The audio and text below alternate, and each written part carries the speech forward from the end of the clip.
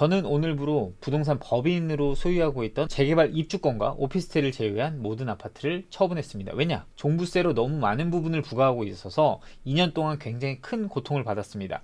이 과정에서 물론 수익도 많이 보기도 했지만 모두가 다 좋았던 건 아니고 최근에 매매하는 물건 또한도 손실을 보면서 매매한 물건도 있습니다. 이런 매도 과정을 겪으면서 제가 느낀 점이 굉장히 많습니다. 뭐냐면 매도는 마음대로 절대 되지 않아요. 이번 달에만 4채를 매각한 부메이커가 알려드리는 이 스킬 정말 잘 익히셔서 여러분들이 실전에서 잘 활용하시고 좋은 매도하시고 좋은 집을 또 살 수 있는 기회를 얻으셨으면 좋겠습니다. 네, 안녕하세요. 여러분의 부메이커입니다. 오늘은 매수자 관점이 아니라 매도자 관점에서 부동산을 바라보고 어떻게 매도를 하면 되는지, 어찌 보면 거래 한 건당 여러분들에게 1,000만원 혹은 2,000만원 아니면 5,000만원까지 돈을 지켜줄 수 있는 스킬들에 대한 내용들, 정보들까지 담았으니까 여러분들 아직까지 구독, 좋아요, 알람 설정 안 하셨다면 지금 바로 눌러주시고, 제가 드리는 매도 스킬이 뭐 전부는 아니지만 그래도 부동산 매수 매도를 50여 회 해보면서 겪었던 노하우들을 같이 담았으니까요. 여러분들이 직접 실천에 옮기시는 그런 일들이 있었으면 좋겠습니다. 부동산은 돈이 있고 선택만 하면 언제든 매수는 할 수 있습니다. 하지만 부동산 매도는 굉장히 어렵습니다. 여러분들이 첫 집 마련한 그 집이 내놓자마자 바로 팔렸나요? 축하드립니다. 그거는 정말 운이 좋으신 거예요. 부동산은 내가 팔고 싶다고 해서 그 시기에 내놓은 물건이 바로 팔리지 않습니다. 그리고 팔고 싶은 물건을 바로 만들기도 쉽지가 않아요. 왜냐? 여러분들이 투자해놓은 그 집이라고 한다면 그 집에 살고 계시는 세입자분이 나가주셔야 팔리게 되는 경우가 많거든요.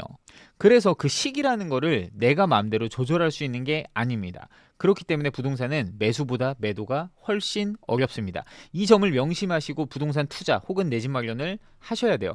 그리고 내 집 마련을 하신 여러분들이 이 집이 끝집이 아니기 때문에 언젠간 꼭 한 번은 겪어야 될 일이 바로 부동산 매도입니다. 분명히 살아가면서 못해도 5번, 많게는 10번, 정말 많게는 30번에서 50번까지도 경험할 수 있는 게 저는 부동산 매도라고 생각합니다.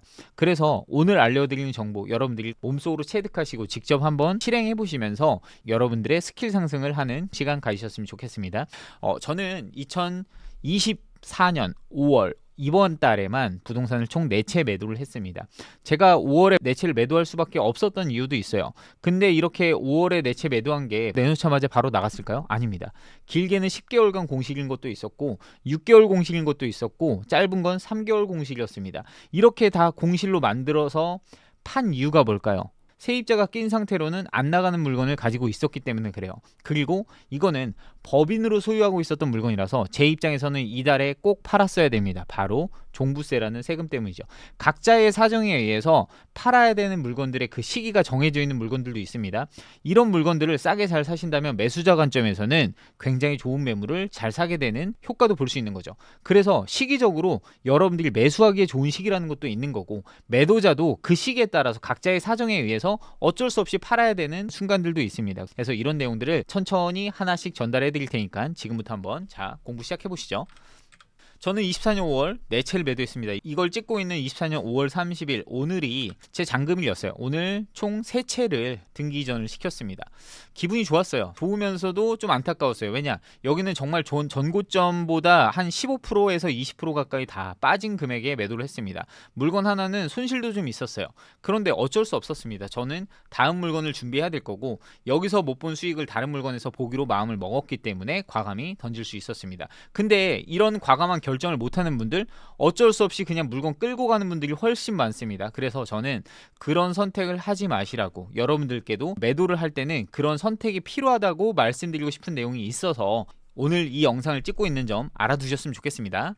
매도는 1회당 적게는 1,000만원, 매도 스킬이 좋으면요, 매도할 때 결정을 빨리 잘하면요, 그리고 매도할 때 어떤 선택을 하냐에 따라 여러분들은 적게는 1회당 1,000만원부터 많게는 2,000만원, 그리고 정말 많게는 5,000만원까지 아끼거나 벌 수 있습니다. 그래서 이런 스킬을 키워주셔야 돼요. 그리고 알아두셔야 됩니다. 매수를 할 때처럼 선택을 잘 못하면 지지부진하게 끌고만 가면 얼만큼의 손해를 볼 수 있는지도 아셔야 돼요. 그러면 지금부터 매도 잘할 수 있는 스킬 5가지를 말씀드리도록 할게요. 매도 잘하려면 첫 번째, 사람이 하는 일임을 명심하셔야 됩니다. 매수 매도는 아직도 대면 상담을 통해서 거래가 이루어집니다. 매수 매도의 주체가 누구죠? 다 사람입니다. 매수인과 매도인 다 사람이죠. 이걸 중개하는 가운데 굉장히 중요한 역할을 한 사람이 있습니다. 바로 부동산 중개소장님입니다. 근데 우리는 이 중개소장님이 많은 일을 안 하고 있다고 느끼는 경우가 많죠. 전화만 받고 연결만 해주는데 무슨 이렇게 많은 중개보수를 받아? 라고 생각할 경우가 많죠.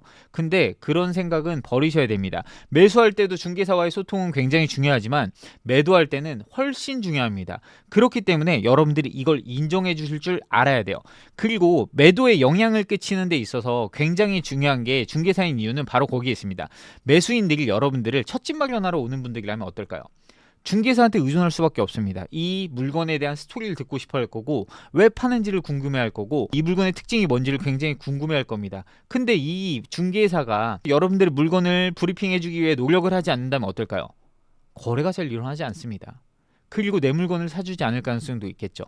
그렇기 때문에 여러분들은 이 중개사무소와의 긴밀한 소통이 굉장히 중요하고, 이 또한도 사람이 하는 일임을 인식하셔서 인정하실 줄 알아야 됩니다. 그 두 번째, 시각적인 건 기본이고 후각에 집중하셔야 됩니다. 이게 무슨 말이냐면요, 집에 정말 많은 물건이 적치되어 있나요? 안 팔립니다. 여러분들 세입자께서 만약에 집에 정말 많은 짐들을 쌓아놓고 있어서 중개업소 소장님이 집에 다녀오고 나서 세입자분께서 살고 있는 집인데 중개사무소 소장님이 세입자분이 너무 짐이 많고 집이 지저분해서 안 팔릴 것 같다라고 한다면 그러시면 안 됩니다. 적어도 여러분들이 세입자분과 협의를 하고 노력을 해서라도 내가 비용을 어느 정도 지불할 테니 어느 정도 이렇게 집을 보여줄 수 있는 컨디션을 만들지언정 여러분들은 그런 걸 그대로 두셔서는 안 됩니다. 무슨 말이냐면요, 시각적인 거, 내가 매수자라면, 내가 이 집을 살러 들어오는 사람이라면 시각적인 거 당연히 보이지 않을까요? 이 집이 지저분한데 곰팡이가 그대로 보여요. 들어갔는데 바퀴벌레가 바닥에 있어요. 쥐가 죽어 있는데 그대로 두고 있네요. 곰팡이가 막 이쪽 저쪽에 막 쓸어 있는데 그걸 그대로 두고 있어요. 이 집이 팔릴까요? 절대 안 팔립니다. 시각적인 건 정말 기본이에요. 그래서 청소는 기본적으로 꼭 해주셔야 됩니다. 여러분들 뭐 이불각까지 잡으라는 이런 얘기는 절대 드리지 않아요. 깔끔하게 생활하는 모습을 보여주면 보여줄수록 그 집이 팔릴 가능성이 굉장히 높습니다.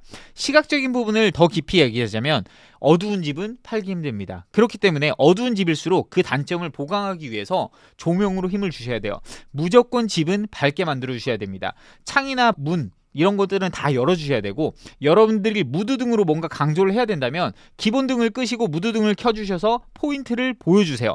그러면서 내 단점은 약간 안 보이게 해주고 장점은 부각시키는 그런 모습을 보여주시면 좋습니다.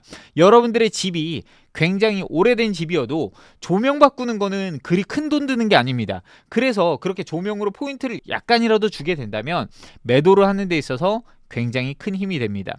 여러분들이 만약에 집에 뷰가 좋은 곳들이 있다, 그러면 처음부터 그곳을 다 보여주지 마세요. 집을 조금 마음에 들어 할 때 뷰를 살짝 보여줍니다. 그래서 포인트를 열어서 보여주면 그때 사야겠다라는 생각이 들 수 있게끔 순차적으로 하나 둘 열어주면서 보여주게 된다면 아마 집을 보러 오신 분들의 매수 확률이 높아질 겁니다. 그렇게 시각적인 거는 가장 기본적으로 세팅을 해주셔야 돼요. 근데 조명 어떻게 고를지 모르시겠나요? 여러분들 조명 개수부터 파악하세요. 비치 조명, 제일 조명 이런 사이트 들어가시면 면적별로 어떻게 세팅하면 되는지 이런 거 다 보실 수 있고요. 가장 저렴한 금액에 구매하실 수 있습니다. 그리고 조명 설치 서비스도 신청하시면 돼요. 굉장히 저렴한 금액에 설치 가능하시거든요. 웬만하면 뭐 매립 조명까지 해주시면 좋지만 매립 조명을 하면 도배까지 해야 돼요. 그러니까 그게 아니더라도 기본 조명부터 깔끔하게 바꿔주시고 포인트 조명을 넣어주시는 걸 추천드리고 최대한 밝게 작업해주세요.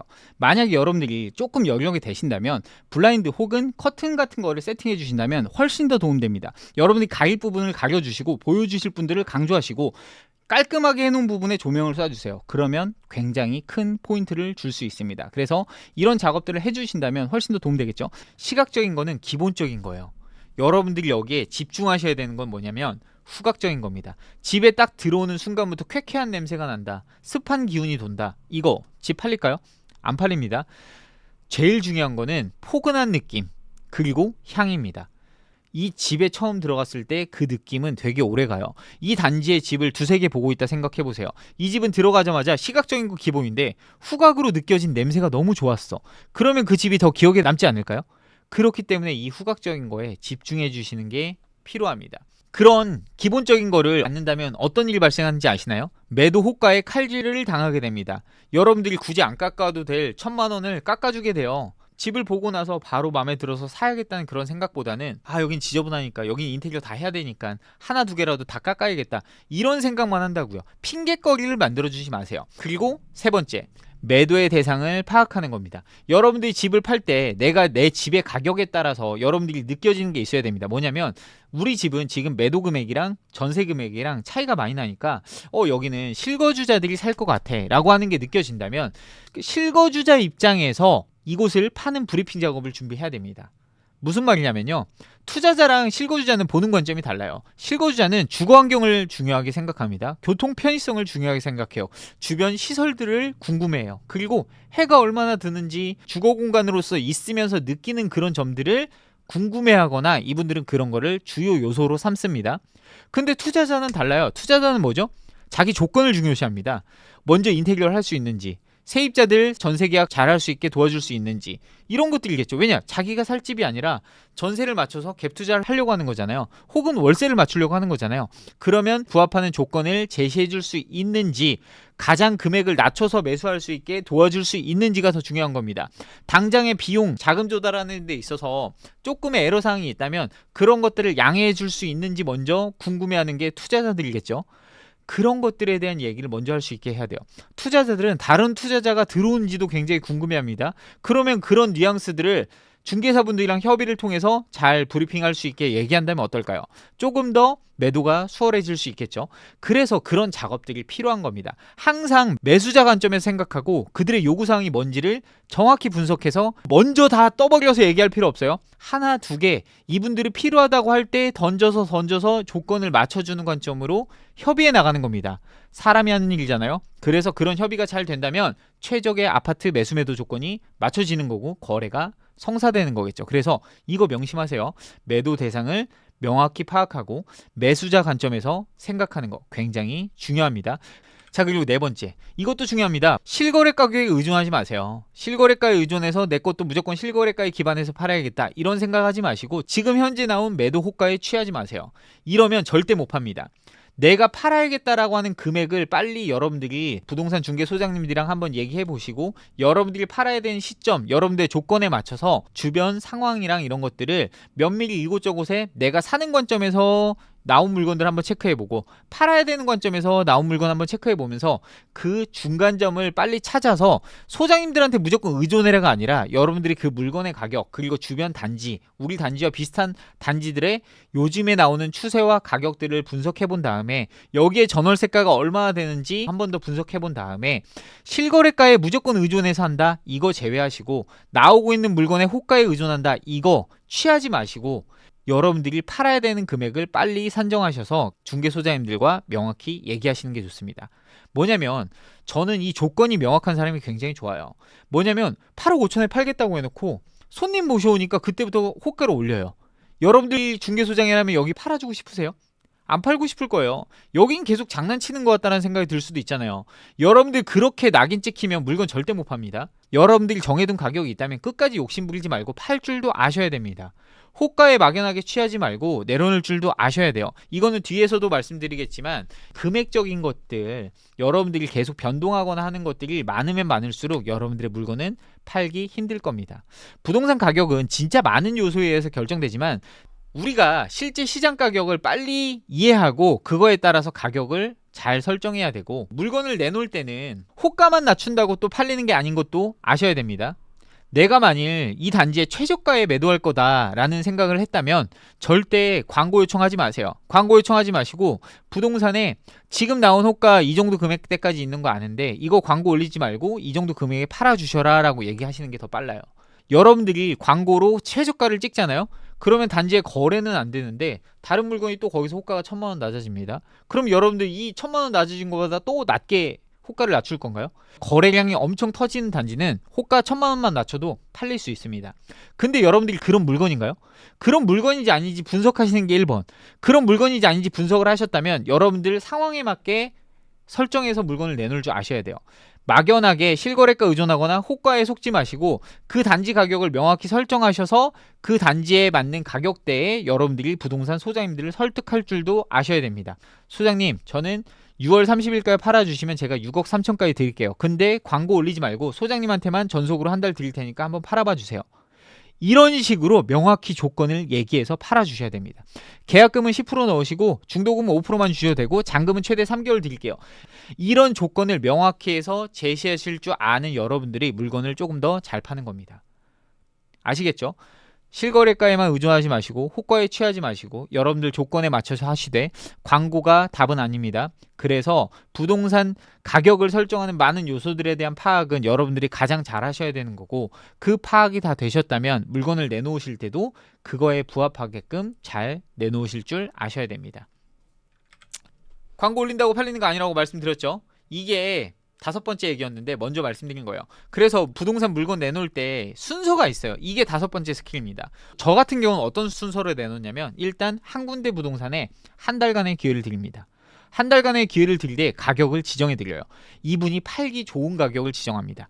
그래서 못 팔게 된다면 저는 다른 곳에 내놓을 거라고도 얘기를 합니다. 그래서 소장님을 처음에 잘 선정해야겠죠. 어떻게 선정할 건가요? 내 물건 사준 소장님? 아니요. 사준 소장님이랑 다를 수도 있어요. 어떤 분들이 이런 물건을 잘 파냐면, 일단 단지 내 물건을 많이 가지고 계신 분들이에요. 그런 물건 많이 찾는 방법, 네이버 부동산 들어가셔서 그 단지에 물건 많이 가지신 분 부동산 클릭하면 단지에 부동산 물건 개수가 나옵니다. 이 단지에 물건 5개밖에 안 갖고 계신 분이랑 50개 갖고 계신 분 다르겠죠. 50개 갖고 계신 분이 아무래도 영업력이 좋은 분들이에요. 이분들이 이 단지에서 거래했던 이력들이 있으면 전세로 세팅한 분들도 많을 거 아니에요. 이렇게 전세로 들어가신 분들한테 여기 금매 나왔으니까 꼭 사라고 브리핑할 수 있는 손님이 많은 분이 좋은 거 아닌가요? 그런 분께 처음에 기회를 드리는 거예요. 그러면서 여러분들이 인센티브를 제공하세요. 그런 조건들을 잘 맞춰주시는 분들이 잘 파는 겁니다. 그래서 물건 내놓는 순서에 맞춰서 저 같은 경우는 한 달간 그렇게 드려요. 한 달간 그렇게 못 찾았다라고 한다면 그 다음에 소통을 하세요. 한 달간 여기 드렸는데 독점 안 됐으니까 저 한 3군데다 내놓겠습니다 얘기하고 다른 곳들에도 그렇게 내놓도록 하세요. 그때 그렇게 내놨는데도 불구하고 아무런 연락도 없고 보지 않는다. 그러면 호가에 대한 더 조정이 필요한 걸 수도 있습니다. 단지에 지금 걸려있는 호가가 사실상 사람들이 안 보는 걸 수도 있어요. 그러면 그때는 많은 부동산에 내놓으셔도 좋습니다. 근데 이런 작업도 없이 막연하게 부동산 그냥 10군데 20군데 다 내놓는다고요? 여러분들 부동산, 여러분들의 집 이놈 저놈 다 건드리고 그냥 이쪽 저쪽에서 다 찔러만 보고 호가만 낮아지고 너무 많이 걸려있으니까 금매인가 보다 싶어서 이것도 안 팔리는데 내 물건은 더 싸게 내놔야지 하고 다른 사람들이 매도 호가를 낮춰서 내놓기 시작하면 거래는 안 일어나는데 호가만 쭉쭉 떨어져요. 이렇게 물건을 막연하게 망가지게 만드시면 안 됩니다. 아시겠죠? 근데 그런 건 있습니다. 이 물건의 가격이 너무 낮아서 중개보수 자체가 너무 낮아요. 그러면 여러분들은 이거는 뭐 직접 물건으로 다 내놓으시는 게 좋습니다. 공동중개한다고 하면 사실 중개보수가 60만 원, 50만 원도 안 되는데 너무 금액이 적은 물건들 같은 경우는 직접 내놓으시는 게 좋아요. 하지만 중개보수 한 건당 400에서 500 혹은 많게는 6, 700 가는 거라고 한다면 사실상 독점으로 주면 매도인한테도 받고 매수인한테도 받으면 이것만 해도 얼마예요? 중개보수 자체가 크다 보니 중개사무소에서도 조금 더 움직일 가능성이 있겠죠. 제 물건을 더 열심히 브리핑하고 팔 가능성이 있겠죠. 그런 작업들을 하실 줄 아셔야 되고, 그럴 때는 과감히 인센티브도 지불할 줄 아셔야 됩니다. 여러분들이 소장님들한테 더 잘 하시면 더 잘 팔릴 가능성이 높다는 거죠. 그래서 매도할 때도 내 편으로 만드는 게 좋은 거죠. 그리고 우리 관계가 여기서 끝나지 않음을 잘 얘기해 주시는 게 좋아요. 제가 여기서 투자를 마무리되는 게 아니라 다른 물건 할 때도 더 도움을 받고 다른 투자자들도 더 유입시킬 때 이 소장님과의 관계가 여기서 끊이지 않음을 설득시켜 주는 것 또한도 하나의 스킬이 될 수 있겠죠. 그래서 이런 소통이 제일 중요합니다. 그래서 제가 첫 번째 말씀드린 스킬이 여러분들 이거 사람이 하는 일이라는 거예요. 매수매도 기계가 해주지 않습니다. 호갱론에 올린다고 팔리나요? 아니에요. 조건만 맞으면 팔리나요? 물론 조건만 맞아서 팔리는 경우도 있어요. 하지만 여러분들은 더 잘 팔기 위해서 지금 공부를 하는 거잖아요.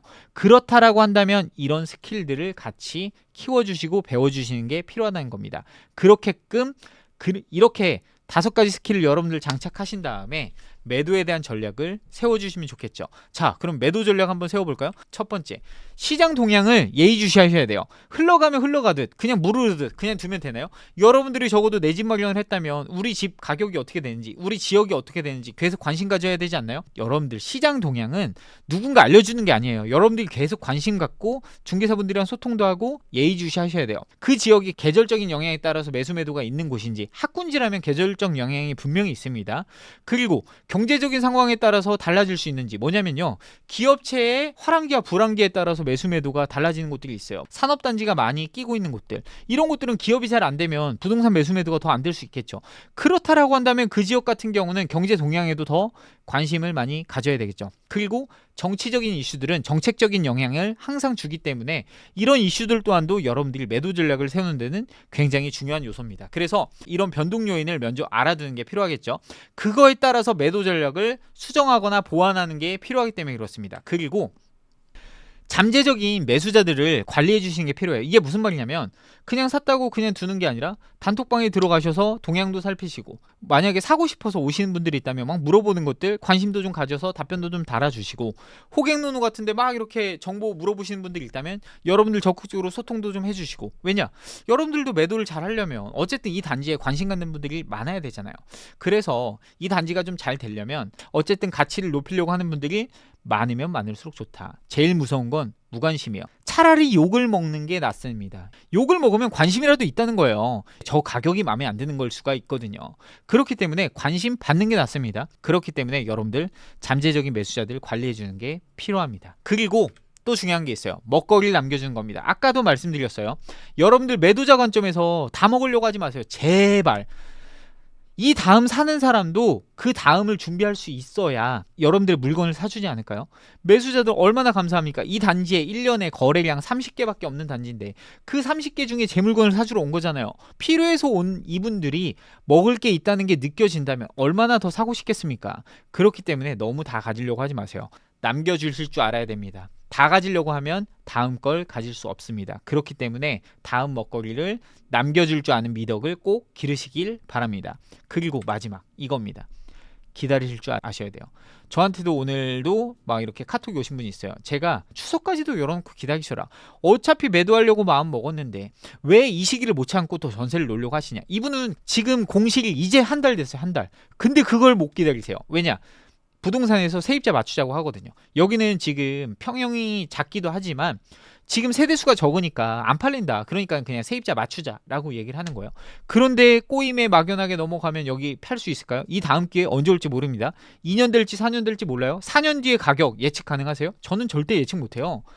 4년 뒤 가격을 어떻게 예측합니까? 시장에 대한 어느 정도의 전망을 갖고 할 수는 있지만 그 시기에 그때 어떻게 될지 몰라요. 저는 그래서 과감히 말씀드렸어요. 파셔야 된다. 마음 먹었을 때 파시고 살 준비하셔야 된다. 그런데 가장 중요한 거 뭐냐? 참을 줄 아셔야 돼요. 그래야 팔 수 있거든요. 여러분들 참을 줄 알고 기다리는 거 굉장히 중요한 요소입니다. 여러분들이 초조할 필요 없습니다. 여러분들이 설정한 거 선에서 그게 합리적이라고 한다면 인내심이 필요한 작업이에요. 아파트 매도는 단기간에 이루어지는 게 아니에요. 그리고 여러 단계를 거쳐서 진행되는 거기 때문에 시간이 필요해요. 그래서 매도자들은 인내심을 가지고 기다리는 게 중요해요. 그리고 이런 거래 과정에서 발생할 수 있는 여러 가지 문제점들을 여러분들은 이해하셔야 돼요.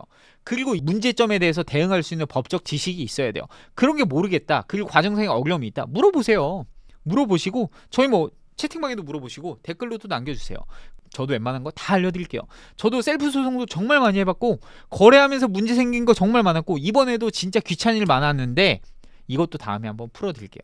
매도에 대한 전략들을 잘 세우시기를 당부드립니다. 제가 이거 초창기에 올려드렸던 자료에 정말 많이 드렸던 말씀이에요. 이거 R 지자랑 지혜 지자거든요. 이 R 지자랑 지혜 지자의 차이점 뭔지 아시나요? 바로 이 날 일자가 있고 없습니다. 여러분들 그냥 오늘 배우고 느낌적으로 한번 배웠다고 그냥 지나가면 그거 그냥 아는 거에서 멈추는 거예요. 근데 지혜로운 여러분들이 되시려면 날마다 반복하고 직접 해보는 습관을 기르셔야 돼요. 그걸 직접 경험하면 체득하게 되고 여러분들께 지혜로 남게 돼요. 여러분들이 돈을 벌어가는 과정, 돈을 모아가는 과정에서도 그리고 부를 창출하는 과정에서도 분명히 필요한 게 아는 게 아니라 지혜로운 거거든요. 해서 그렇게 되는 여러분들이 되기를 응원하면서 이런 컨텐츠 찍고 있는 거 잊지 마시고요. 여러분들이 좋은 집으로, 원하는 집으로 잘 갈아타는 그날까지 잘 응원할 테니까요. 아직까지 구독, 좋아요, 알람 설정 안 하셨으면 지금 눌러주시고, 여러분들이 부동산 투자를 함에 있어서도 스킬이 하나하나 늘어서 여러분들이 많은 것들을 알려줄 수 있는 그날까지 같이 응원하겠습니다. 네, 부메이커 채널 응원 많이 해주셔서 감사하고 좋은 댓글 달아주시면 참고해서 다음 영상 만들 수 있도록 하겠습니다. 자, 그럼 안녕.